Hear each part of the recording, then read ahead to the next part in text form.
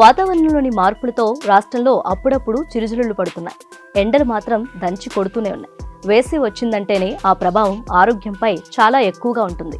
ఎండలో తిరిగేవారు వడదెబ్బ బారిన పడే అవకాశం ఉంది. అలాగే ఎంతో మంది ఆకలిని కోల్పోవటం, శక్తిని కోల్పోయి బలహీనంగా మారటం వంటివి జరుగుతూ ఉంటాయి.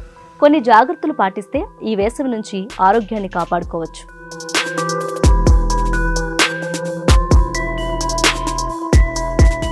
వేసవిలో చాలా మంది దప్పిక తీయడానికి ఫ్రిజ్ వాటర్నే ఆశ్రయిస్తారు. కూల్గా ఉంటాయని, శరీరానికి చలవ చేస్తుందని అనుకుంటారు. కానీ ఫ్రిజ్ వాటర్తో ఆహారం జీర్ణమవటం కష్టంగా మారుతుంది.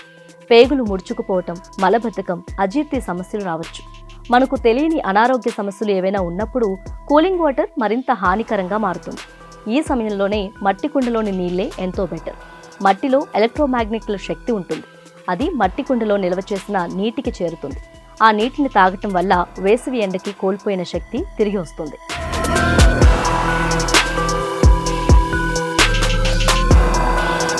మన శరీరంలో షుగర్, సాల్ట్ బ్యాలెన్స్డ్గా ఉండాలి. ఎండ కారణంగా చెమట ద్వారా ఉప్పు అధికంగా బయటకు పోతుంది. అందుకే వేసవిలో మజ్జిగలో నిమ్మకాయ, నీటిలో ఉప్పు కలుపుకొని తాగితే ఎంతో మంచిది. పండ్ల రసాలు తాగేటప్పుడు కూడా షుగర్కు బదులు కొంచెం ఉప్పు కలుపుకుంటే మేలు. పండ్లలో ఉన్న చక్కెర, కలిపిన ఉప్పు రెండు శరీరానికి అందుతాయి. ఓఆర్ఎస్ని కూడా ఎప్పుడూ దగ్గర ఉంచుకోవాలి. ఏమాత్రం నాలుక తడారిపోయినట్టు అనిపించినా, నీరసంగా అనిపించినా వెంటనే ఓఆర్ఎస్ను నీటిలో కలుపుకొని తాగాలి. వేసవి కాలంలో నారింజ, పుచ్చకాయ, నిమ్మకాయ, మామిడి, కీరా దోస వంటి అధిక వాటర్ కంటెంట్ ఉన్న పండ్లను తీసుకోవటం శరీరానికి చాలా మంచిది.